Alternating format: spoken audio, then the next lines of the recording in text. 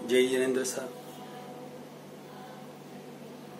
Subject है भगवान कौन और कर्ता कौन। लास्ट वीडियो में हमने सुना था, समझा था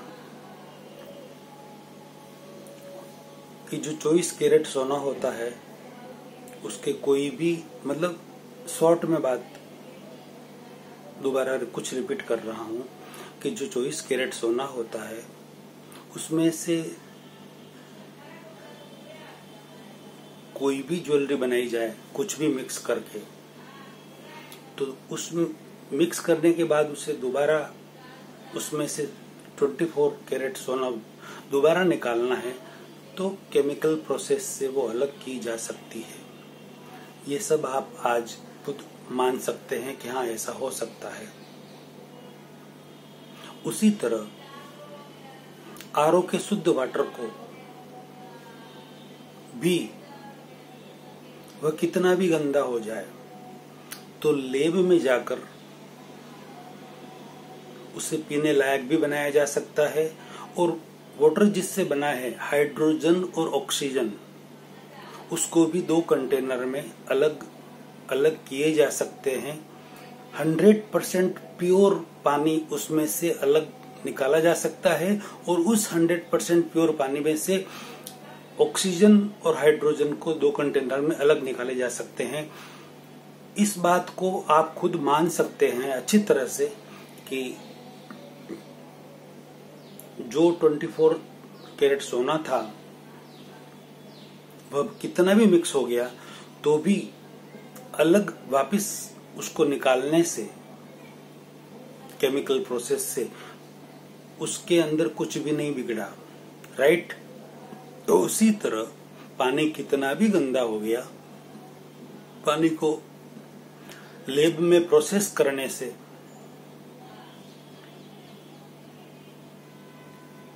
वह पानी शुद्ध हो गया। और पानी जिससे बना है हाइड्रोजन और ऑक्सीजन, उनको 2 कंटेनर में साइंटिस्टों ने अलग निकाल दिए और वह भी प्योर रहे, जिस फॉर्म में थे उसी फॉर्म में रहे। यह भी आप अच्छी तरह से आज के इस एडवांस युग में अच्छी तरह से जान सकते हैं कि वो भी प्योर ही रहेंगे, उसमें भी कोई मिक्स नहीं हो सकता, कुछ भी मिक्स नहीं हो सकता। यानी कि यह तय हुआ कि जो प्योर गोल्ड है वह प्योर गोल्ड ही रहता है, भले मिक्स कितना भी हो कोई फर्क नहीं पड़ता।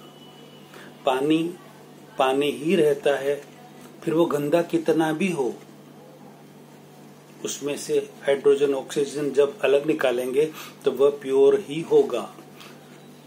कितना भी सोना मिक्स हो गया हो, कितना भी कॉपर मिक्स कर दिया हो, 5% सोना हो, 95% कॉपर मिक्स कर दिया हो, तो भी 5% जो सोना निकलेगा वह कंप्लीट प्योर ही होगा। यह आज कोई भी मान सकता है, इसमें कोई फेरफार नहीं है, राइट। अब आगे चलते हैं अपन। हम भगवान कौन है और कर्ता कौन है उस पर साइंटिफिक एक्सपेरिमेंट कर रहे हैं। ध्यान देना बात को, बहुत बड़ी बात कह रहा हूं मैं, सबके लिए है, जैन के लिए नहीं है, मानव मात्र के लिए है।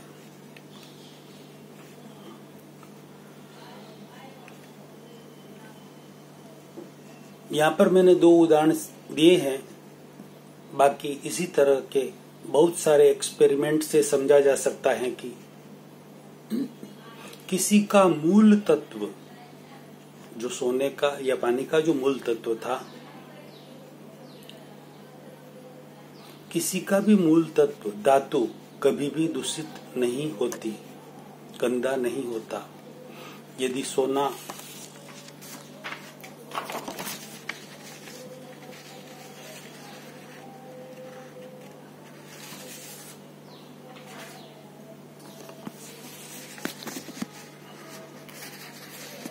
प्योर गोल्ड गंदा दूषित हो गया होता, मिक्स हो गया होता, ऑक्सीजन और हाइड्रोजन गंदे दूषित हो गए होते या मिक्स हो गए होते, तो उन्हें 100% इतनी प्योरिटी से अलग नहीं किया जा सकता, राइट? ऐसा नहीं है। इसका मतलब ये हुआ कि गोल्ड और पानी में कितना भी कुछ भी मिल गया हो तो भी वह अपना मूल तत्व, मूल धातु, अपना मूल रूप, मूल द्रव्य, मूल स्वरूप उन्होंने कभी नहीं खोया। बात समझ में आई? दोबारा कह रहा हूं, गोल्ड और पानी में कितना भी कुछ भी मिल गया हो तो भी अपना मूल तत्व, मूल धातु, अपना मूल रूप, मूल द्रव्य, मूल स्वरूप उन्होंने कभी भी नहीं खोया। यदि खोया होता तो वह वापस प्योर नहीं हो पाता, राइट? I am right? आप कहेंगे हाँ राइट, वापस प्योर नहीं हो पाता।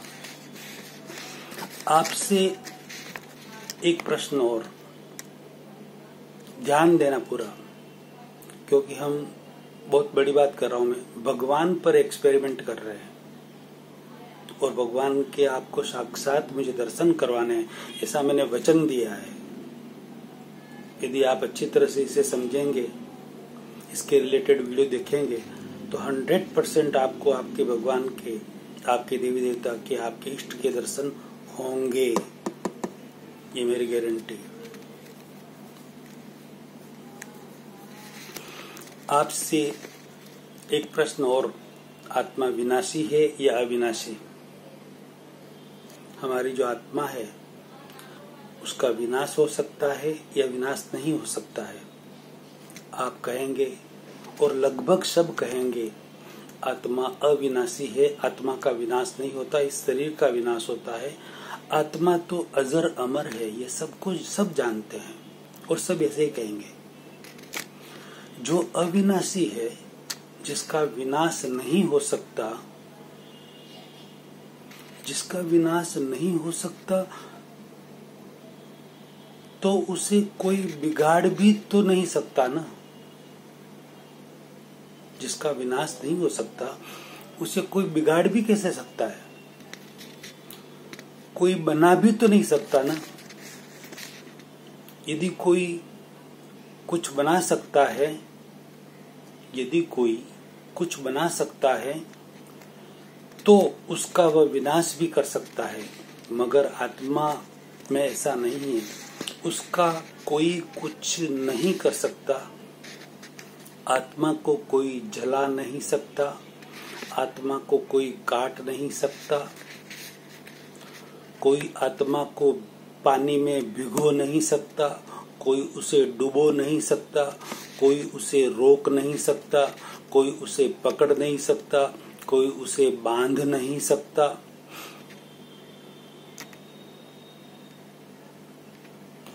कोई उसके मूल तत्व को अशुद्ध नहीं कर सकता। यदि आत्मा का मूल तत्व अशुद्ध कोई कर सकता या हो जाता तो उसे वापस कोई शुद्ध नहीं कर सकता, शुद्ध नहीं हो सकता, मगर ऐसा नहीं हो सकता। मूल आत्मा का कोई भी कुछ भी करके कभी भी किसी भी हालत में कुछ भी नहीं बिगाड़ सकता, ये सनातन सत्य है। केवल ज्ञानी या अति विशिष्ट अतीन्द्रिय ज्ञानी के अलावा उसे कोई देख भी नहीं सकता। जड़ परमाणु और चेतन तत्व यानी कि आत्मा से पूरा लोक, जड़ और चेतन से, आत्मा से पूरा लोक खींचो खींच काजल की डिब्बी की तरह भरा हुआ है। जड़ और चेतन से पूरा लोक काजल की डिब्बी की तरह भरा हुआ है, खींचो खींच भरा हुआ है। साइंस का नियम है कि कोई भी दो तत्व एकदम निकटता, पास पास सामीप्य भाव से रहने से, साइंस का नियम है, कोई भी दो तत्व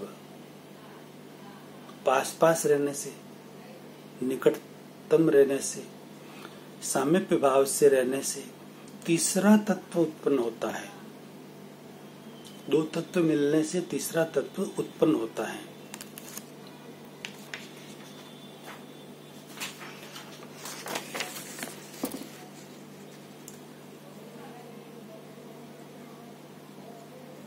जड़ परमाणु के सामीप्य भाव के कारण, जड़ परमाणु के सामीप्य भाव के कारण आत्मा के मूल गुण पर दबाव आने से, आत्मा के मूल गुण पर दबाव आने से विभाव, दूसरे शब्दों में व्यतिरेक गुण, तीसरा द्रव्य, दो के मिलन से तीसरा द्रव्य दबाव आने से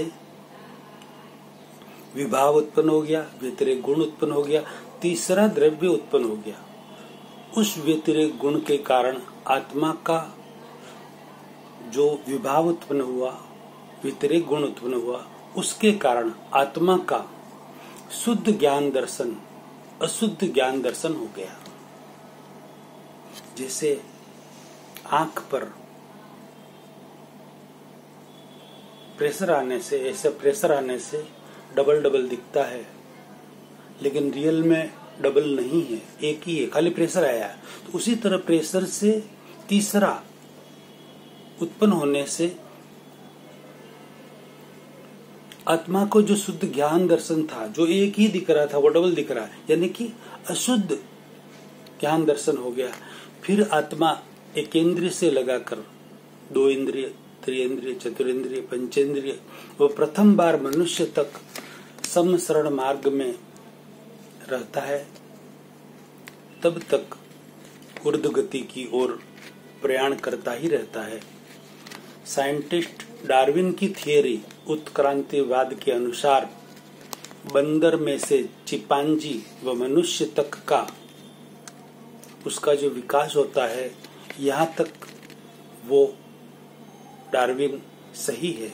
उसके आगे अपने कर्मों के अनुसार वापस वह चारों गतियों में जा सकता है, वह उन्हें पता नहीं चला। वह उनकी एक लिमिटेशन थी, वहां तक उनकी पहुंच नहीं थी, लेकिन वहां तक का उनका सिद्धांत सही है। मगर हमारे अध्यात्म विज्ञानी, कौन? हमारे अध्यात्म विज्ञानी, साइंटिस्ट, तीर्थंकर भगवान, अरिहंत भगवान ने आगे का सारा मोक्ष तक का मार्ग प्रशस्त किया है। पिछले वीडियो में हमने जाना कि आत्मा निश्चय नय की दृष्टि से अकर्ता है, अक्रिय है, और व्यावहारिक दृष्टि से करता है। आत्मा तत्व को कंप्लीट प्योर, आत्म तत्व जो है वो कंप्लीट प्योर है। कर्ता के अहंकार के कारण, कर्ता कब बना? जब दो द्रव्य मिलने से तीसरा विभाव उत्पन्न हुआ, व्यतिरेक गुण उत्पन्न हुआ, उस समय तीसरा द्रव्य उत्पन्न हुआ। अहंकार के कारण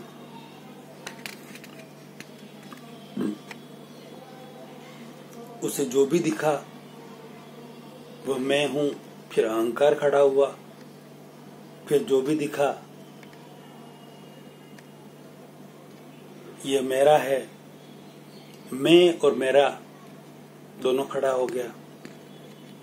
कर्ता के अहंकार के कारण उसके अंदर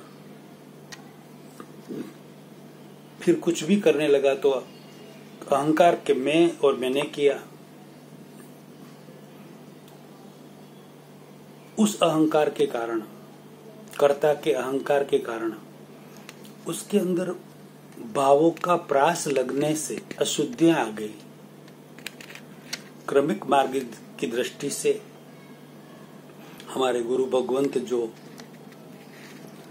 आत्मा में अशुद्धियां आ गई है, उन्हें अशुभ में से शुभ में ला सकते हैं। क्रमिक मार्ग में स्टेप बाय स्टेप जो क्रमिक मार्ग है, आत्मा पर जो अशुद्धियां आ गई है, अशुभ कर्मों की परत जो चढ़ गई है, उन अशुद्धियों को हमारे गुरु भगवंत अशुभ में से शुभ में ला सकते हैं। यह गुरु भगवंतों का शुभ संयोग है। मतलब गंदे पानी को शुद्ध पीने, जो गंदा पानी है, मतलब आत्मा के ऊपर जो कर्म मल लगा हुआ है, उसे एक पानी का रूप समझ लें। उस पानी को पीने लायक बना सकते हैं। कौन बना सकते हैं? हमारे गुरु भगवंत, हमारे आचार्य, हमारे सारे चारित्रात्माएं। उसके लायक वो अपना भी बना सकते हैं, दूसरों का भी बना सकते हैं। मगर उस पानी को पीने लायक वो बना सकते हैं, मगर उसमें से हाइड्रोजन और ऑक्सीजन अलग करने के लिए साइंटिस्ट की जरूरत है। उसमें से हाइड्रोजन और ऑक्सीजन को अलग करना है तो उसके लिए साइंटिस्ट की जरूरत है।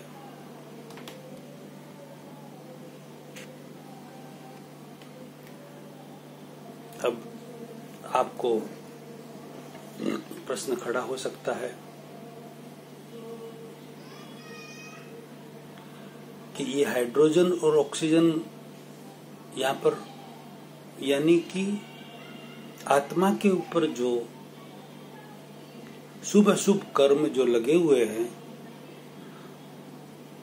अशुभ को हटाने के लिए हमारे गुरु भगवंत, हमारे चारित्रात्माएं हमारा सहयोग करते हैं और उसे हटा सकते हैं।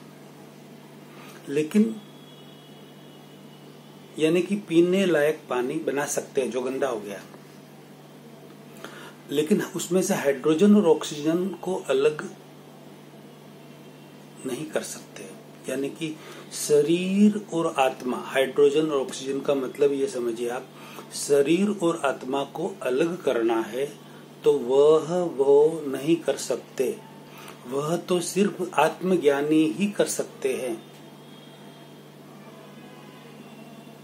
शब्दों के द्वारा शास्त्रों में जो लिखा हुआ है, आत्मा भिन्न शरीर भिन्न, आत्मा अलग शरीर अलग, वेद ज्ञान, आत्म साक्षात्कार, सेल्फ रियलाइजेशन, ये लिखा हुआ है, उसे बता सकते हैं। आत्मा के गुण अलग बता सकते हैं, शरीर के गुण अलग बता सकते हैं, अच्छी तरह से समझा सकते हैं, लेकिन उसका भेद अलग नहीं कर सकते।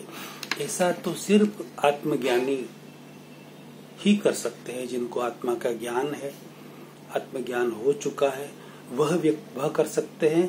और हमारे केवली तीर्थंकर अरिहंत भगवान कर सकते हैं। इसके अलावा और कोई नहीं कर सकते हैं।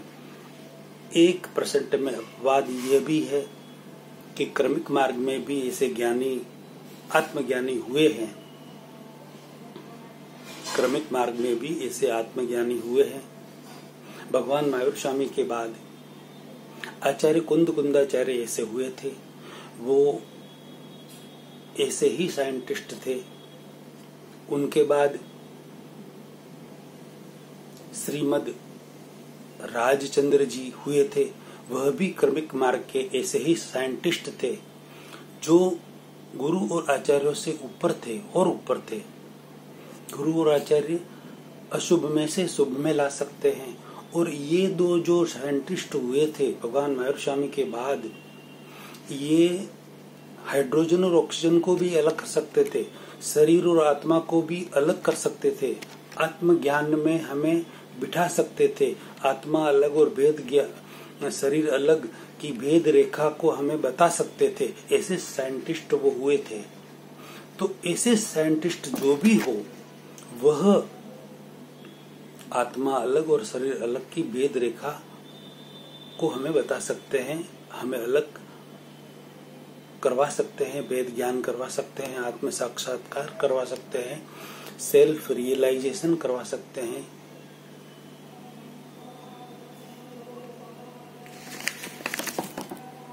इसी के रिलेटेड अगला प्रवचन अगले वीडियो में लेते हैं।